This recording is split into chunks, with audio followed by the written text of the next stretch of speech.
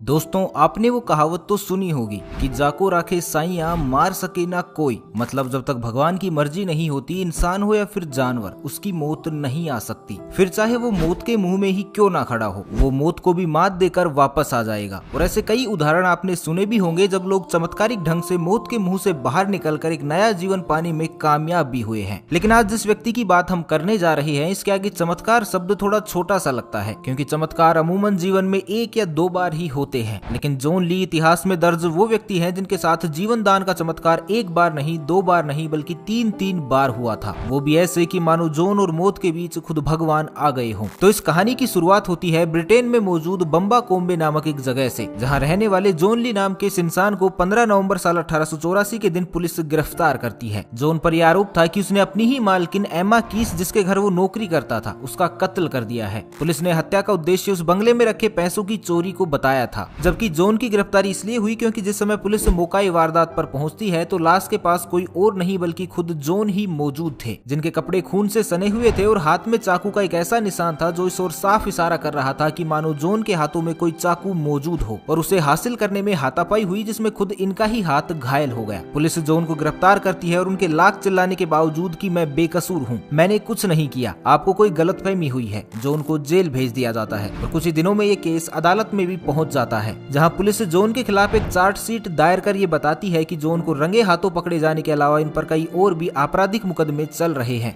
जब नेवी में रहते हुए भी इन पर चोरी का इल्जाम लगा था, जिसके चलते जॉन को अपनी नौकरी भी गंवानी पड़ी थी। ऐसे में अब स्पष्ट रूप से एमा के मर्डर के तार भी जॉन से ही जुड़ते हुए साफ दिखाई दे रहे थे, क्योंकि उस घर में एमा के अलावा जॉन ही वो इकलौते नौकर थे जो उस समय घर में मौजूद थे, जबकि बाकी के सभी नौकर रोज की तरह अपने अपने स्टाफ क्वार्टर में पहले ही जा चुके थे। वहीं दूसरी और अहम कड़ी ये भी थी कि नेवी में भर्ती होने से पहले भी जॉन एमा के बंगले में ही काम करते थे, और नेवी से निष्कासित किए जाने के बाद भी वो वापस उसी बंगले में लौटकर आए थे, जिन्हें अभी वहां लौटे हुए कुछ ही दिन बीते थे। ऐसे में कोर्ट को भी पुलिस का ये तर्क मानना पड़ा कि हो ना हो ये मर्डर चोरी के अपमान से शुरू होकर उसका बदला एमा की जान को लेकर पूरा करने की कहानी थी, जिसके मुख्य और इकलौते आरोपी थे जॉन ली। इस आधार पर जॉन ली को आरोपी माना गया और लगभग 3 महीने लंबे चले इस केस में जॉन को एमा की हत्या का दोषी मानते हुए फांसी की सजा सुना दी गई। उधर जॉन कोर्ट में हुई हर पेशी में केवल एक ही बात कह रही थी कि उन्होंने एमा का कत्ल नहीं किया, और ये बात मैं और मेरा भगवान दोनों जानते हैं। लेकिन अफसोस कि भगवान के अलावा वहाँ ऐसा कोई गवाह नहीं मिला जो कि अदालत में आकर जॉन के लिए गवाही दे सके।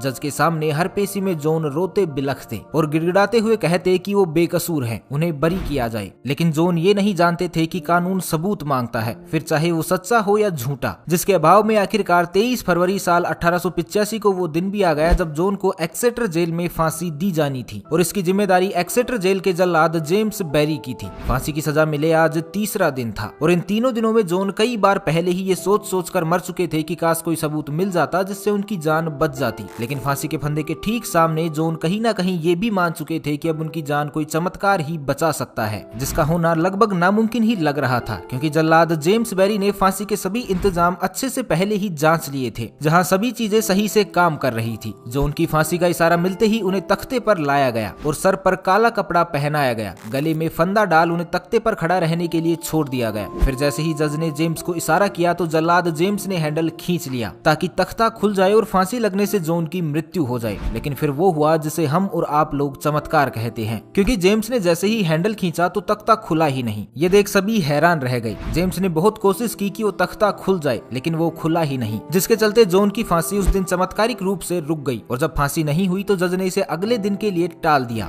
लेकिन शायद अब इस केस में भगवान की एंट्री हो चुकी थी, जिसका पता ना तो जज को था और ना ही जॉन को, और तो और ना ही जल्लाद जेम्स को, क्योंकि अगले दिन भी वही हुआ जो फांसी के पहले दिन हुआ था। जॉन को काला कपड़ा तो पहनाया गया, गले में फंदा भी डाला गया, लेकिन तख्ता एक बार फिर से नहीं खुला। असली चमत्कार तो तब हुआ जब जॉन को तीसरी बार भी फांसी देने की कोशिश हुई, लेकिन तख्ता फिर से नहीं खुला। और फांसी के नियम के अनुसार इसे तय समय के अलावा समय से आगे या फिर पीछे नहीं दिया जा सकता था, इसलिए जॉन का केस एक बार फिर से कोर्ट में चला गया, जिसकी पहली जांच तो ये हुई कि आखिर फांसी पूरी क्यों नहीं हो पाई, जिसमें पता ये चला कि तख्ते के नीचे लोहे का एक टुकड़ा फंसा रह गया था, जो दोनों दरवाजों के बीच अटक जाता था, जिसे जितनी भी बार खोलने का प्रयास किया जाता उतनी ही बार दरवाजा उसमें अटक कर रह जाता, और इस तरह 3 बार दरवाजा न खुलने से हर बार जॉन की जान बच रही थी। इधर जांच की रिपोर्ट आने के बाद जज ने सभी पहलुओं पर एक बार फिर से गौर किया और ये पाया कि जॉन जो खुद अपनी बेगुनाही का सबूत पेश नहीं कर पाए थे, जिसकी वजह से उन्हें फांसी की सजा दी गई थी, लेकिन तय समय पर फांसी अपने अंजाम तक नहीं पहुंच सकी, और वो भी 3 बार की गई कोशिशों के बाद है, जिसमें भले ही वो जिंदा बच गए हों, लेकिन मौत का खौफ उन्होंने तीनों बार स्वाभाविक रूप से झेला था, जिसे अगर गौर से सोचा जाए तो ये भी मौत की सजा से कहीं ज्यादा बड़ा होता है। तो इसलिए जज ने फैसला लिया कि मानवीय आधार पर ऐसे व्यक्ति को बरी कर देना ही बेहतर होगा। जज का ये फैसला सुनते ही जॉन ली कोर्ट में रोने लगे। इन्हें देख वहाँ मौजूद सभी लोग हैरान रह गए। सभी ने इसे भगवान का चमत्कार बताया, लेकिन जॉन इस पर कुछ नहीं बोले और कोर्ट रूम से बाहर निकलकर कहीं चले गए, जिसके बाद उन्हें तब तक किसी ने नहीं देखा जब तक 80 साल की उम्र में साल 1945 में जॉन का निधन नहीं हो गया। इस बीच जॉन ने क्या किया और एमा का मर्डर आखिर किसने किया, ये दोनों ही बातें आज भी राज हैं, जो जॉन ली और कई संदिग्ध लोगों के साथ अब इस दुनिया से जा चुकी हैं। तो दोस्तों, आपको क्या लगता है, एमा की हत्या किसने की होगी? क्या वाकई जॉन ली बेकसूर थे? कमेंट सेक्शन में हमें जरूर बताइएगा। तो बस आज के लिए इतना ही, बाकी मिलते हैं एक नई वीडियो में। तब तक के लिए खुश रहे, मस्त रहे, हंसते रहे। भगवान करे आप सभी का दिन शुभ हो।